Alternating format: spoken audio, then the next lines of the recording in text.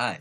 So, for my final project, I wanted to do a lesson plan about John Dryden's The Indian Emperor that sort of explored how this play justifies the practice of colonization, as well as how it explores the idea of sovereignty and monarchy in a time where these ideas were being challenged and sort of redefined. So, an overview of the unit, the unit would break down between three lessons. The first one would cover background info for the play. It would sort of just provide context for some of the important historical events that were happening during this time, how they might have informed the writing of the play, and how it might have affected the audience's reception of the play. Lesson 2 will cover the representation of the Americas as a new world, how Dryden sort of constructs the Americas as a Garden of Eden-like paradise, a site of abundance and perfect for colonization, and how this depiction sort of justifies the practice of colonization. So lesson 3 would cover the juxtaposition of indigenous people with the invading Europeans, how the characterization of Cortes sanitizes the Spanish conquest and paints a picture of the European colonizers as duty-bound and adventure seekers, as well as exploring how other works during this period that are contemporaneous with this play similarly juxtapose Europeans and indigenous and sort of construct a hierarchy that positions Europeans as superior, that does a lot of work to kind of justify the practice of colonization and power imbalance within the context of the Americas.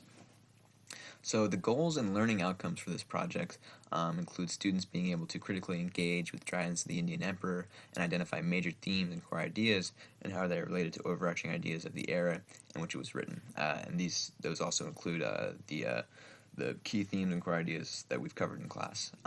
So students will be able to make connections between different works of this period and draw similarities in the way that these works represent Europeanness and indigeneity, and the relationship between these two categories.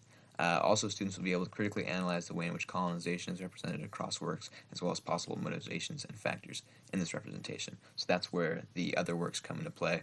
I'm not just looking at Dryden's The Indian Emperor, I'm also looking at how works such as the Nova Reperta and the Theatrum Orbis Terrarum play into this sort of construction of a hierarchy between Europeanness and indigeneity. So this brings us to lesson 1, and this lesson will be covering the Stuart Restoration, the sort of historical context of the play, how the play explores ideas of sovereignty, and just background information on the play. So John Dryden's The Indian Emperor is a 1665 dramatic stage play that covers the conflict between indigenous nations and monarchies of Central America and the invading forces of Spanish conquistadors during the 16th century. The play was written and performed in the era of the English Restoration. This era saw the return of the English, Scottish, and Irish monarchy after the English Civil War. So one of the focus questions that I would want the class to definitely think about is how the backdrop of the Restoration and the relative fragility of the authority of the crown following a few decades of power struggles impact Dryden's representation of monarchy in the play.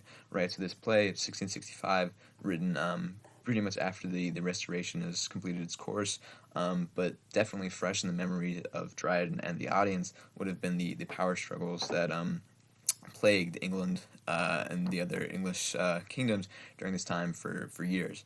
And I just want the class to be able to think about how that context might have informed the writing of the play. And so one of the flashpoints when it comes to monarchy and sovereignty within the play has to do with the torture of Montezuma. So this is one of the most dramatic scenes in the play, and it occurs in Act 5, Scene 2, when Montezuma is tortured by a Catholic priest. A scene like this would have been very powerful during this time, especially because not too long before, the English King Charles I had been executed and the monarchy had been deposed. By this time, however, the monarchy had been restored, and Dryden makes sure to convey that such torture of a sitting monarch is abominable, and Cortes rushes in to save Montezuma even though they are on opposing sides of a war. So although a scene like this, where torture is depicted, torture of a sitting monarch, would have been extremely shocking to this audience, Dryden does make sure to imply that such a thing is an abomination, right? And that even though Cortes and Montezuma are on opposing sides of a war, Cortes, being a man of honor, put a stop to it immediately. And so, yeah, it's just an interesting sort of flashpoint in this exploration of monarchy and sovereignty. Is how is a monarch treated differently or not treated differently within this context? So yeah, this brings us to the key considerations that I would want the class to have after this lesson. In what ways did the backdrop of the English Restoration shape Dryden's writing, especially in his portrayal of the indigenous monarchs? What differences did you notice between the portrayal of the indigenous monarchy in Cortes, and who acted on behalf of the Spanish monarchy? Right, so just the indigenous monarchy versus the European monarchy embodied by Cortes. What impact did you think the torture scene had on a 1665 audience, and what do you think was Dryden's desired effect? Okay, so this brings us to lesson 2, which covers the representation of the Americas. So in Dryden's plays, he draws many parallels between the Americas and the Garden of Eden. When the Spaniards first arrive, Cortes remarks, "So long kept secret, so lately known," and Vasquez describes an infinite world naked and bare, where no useful arts have yet found footing. Something else you might notice about the description of the Americas is the preoccupation with material goods, i.e. gold and silver. The overwhelming abundance that they observe causes the Spaniards to speculate about golden ore mixed with common sand and rivers of silver. So, what do you think Dryden emphasizes these characteristics? Why do you think Dryden emphasizes these characteristics in describing the Americas, rather? What was his motivation for highlighting the abundance and plenty of the land, even though they were already being used, or describing a secret, naked, and bare land, even though there were millions of people living there? So these are questions that I would want the class to think about. Obviously, Dryden is describing a land that has had millions of people here, has civilization that's been there for thousands of years. So why did he make the choice to create for his audience this image of almost like a fairy world that it's not immediately clear there's anybody living here? It seems like a Garden of Eden-like place. There's rivers of sand, or rivers of gold, and rivers of silver. So what was the motivation behind these forces? This is a question I wanted them to think about. One explanation that I would provide is that this description caters to the common understanding and picture of the Americas that many people had during this time. Further, this depiction implicitly justifies the practice of colonialism and exploitation on the basis of how much there is to be gained by constructing the New World as the perfect object of abundance and purity. A land characterized by unutilized natural resources with a negligible amount of people living there, is much easier to justify colonizing than what we now know existed in the Americas at this time. So, again, key considerations for this lesson: what features and characteristics of the Americas did Dryden choose to emphasize in the Indian Emperor? What effect did this have? And inversely, what features did Dryden omit or underrepresent in his play? Why do you think he chose to do this? So obviously we get the inclusion of the Kingdom of Montezuma, but what other factors were we missing here? What was missing from Cortes and Vasquez reactions upon arriving? How did this representation tie into practices of colonialism, and what might have been the impact of Dryden's representation, both in the minds of his audience and in reality?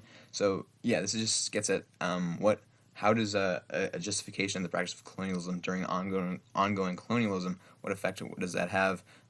Is it a challenge to the conceptions of his audience? Does it confirm something that they might believe? And then how does this spill over into the real world? So this brings us to lesson 3, which covers the juxtaposition of indigeneity and Europeanness. So the collision between European and American indigenous people is at the heart of the conflict of Dryden's The Indian Empire. And throughout the play, there are key differences in how Dryden portrays these two groups. Contemporaneous works such as the Nova Reperta and Theatrum Orbis Terrarum similarly situated indigenous and European people into an implicit hierarchy. And on the left here, we have an image from the Nova Reperta. It's kind of like something you might see in an atlas. It's kind of a map. It has a map of the Americas on the left there. And we didn't actually cover this image in the lesson, but it's an important kind of piece of context right there. So juxtaposition of indigeneity and Europeanness. Ortelius's Theatrum Orbis Terrarum can be understood as an early version of an atlas, and it featured many maps that included the Americas, but for now, we are focusing on the frontispiece. This means the cover. The frontispiece features several female figures that each represent a continent of the world. The figure representing Europe is situated at the top of a stage adorned in European finery, holding a cross and a sword. The figure representing the Americas is at the bottom of the page on the lowest platform of the stage and is nearly nude. What other differences do you observe between these two figures? These are questions for the class. Where do these differences and the positions of the two figures relative to each other suggest about the relationship between Europe and the Americas, between indigenous peoples and Europeans? And over here on the right, we have the image that we're talking about. See, there's a platform here with several figures around. I don't have to describe it. I described it there. But yeah, this is something that I would want the class to explore. I think it has a lot of rich thematic significance that is mirrored a lot in Dryden's play. And over here we have an image from the Nova Reperta. So another example of juxtaposition between Europe and America is going to be found in Stratton's Nova Reperta, a book of engravings that documented many of the most important technologies and innovations in Europe during this period. One of these engravings shows the arrival of European explorer Amerigo Vespucci to the Americas. Here also a stand-in for Europe is juxtaposed with a stand-in for the Americas. Note the similarities between the depiction of Europeans and indigenous people between the engraving and the frontispiece of the last slide. One is dressed in ornate clothing while the other is nude. One reclines on a hammock while the other is standing. What do you observe in the background of this image? So again, I just want to draw the attention of the class to the kind of implicit or hierarchy or relationship between the two characters, the juxtaposition of the Europeans and the Americans. Over here on the left, we have Amerigo Vespucci. He's holding a flag. He's holding sort of these complicated instruments. He's arriving to the land from a ship, and he's coming across the native or the indigenous person.